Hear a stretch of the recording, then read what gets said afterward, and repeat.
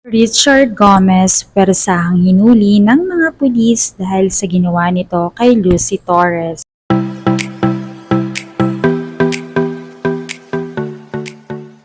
Umabot na nga sa hindi maganda ang naging pagbunyag sa katotohanan ni Miss Don Sulweta patungkol sa kanilang itinagong anak ng kanyang first ever and on-screen partner noong 90s na si Richard Gomez. Talagang palaisipan pa rin sa marami kung ano ang motibo ni Don kung bakit higit 3 dekada na ang lumipas ay nga ngayon lang ito nagsalita sa madlang netizens.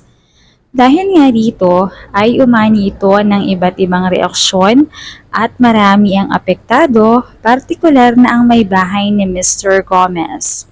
Bunga nga nito ay naospital pa ito kamakailan lamang at matapos makapagpagaling ay binalikan niya ang isyong ito. Ayon dito ay hindi pa siya tapos, kaya naman agad itong naghain ng kaso laban sa asawa upang pagbayaran nito ang lahat ng kasinungalingan at panluloko nito sa kanya sa kabila ng pagiging loyal at honest nito sa kanya sa halos 30 taong pagsasama.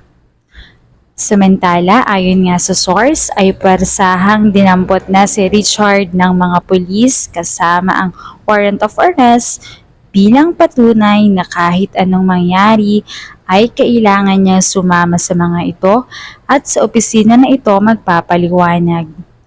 Ayon pa sa source ay masakit daw para kay Lucy na nakitang hinuli ang asawa, subalit gusto niyang mabigyan ng hustisya ang ginawa nito sa kanya. Alam niyang malaking kahihiyan at talagang pag-uusapan sila ng mga tao, pero naniniwala siya na makakamit niya or ang pagkamit ng hustisya ang magpapalaya sa puso ng isang tao. Bukas naman daw siya sa posibleng pagpapatawad, subalit hindi pa sa ngayon at umaasa at nagdadasal siya kung ano ang kahihinatnan ng kanilang relasyon sa bandang huli ay tatanggapin niya. Sa ngayon ay focus muna daw siya kay Juliana at pagiging mayor ng Ormoc City. Samantala ay iniimbestigahan na ang case ni Richard. Nasa kamay na ito ng pulisya at wala pang kasiguraduhan kung kailan ito lalaya. Nakausap nga ito ng media at sinabi nitong makakalaya rin siya sa lalong madaling panahon at aayusin niya raw ang lahat ng suliranin na dumating sa kanya at sa kanyang pamilya. Nagpaabot ito ng mensahe sa kanyang mag-ina, Lucy and Juliana, kung saan sinabi nitong mahal niya mga ito at mabubuo ulit sila ng masaya at magkakasama-sama rin.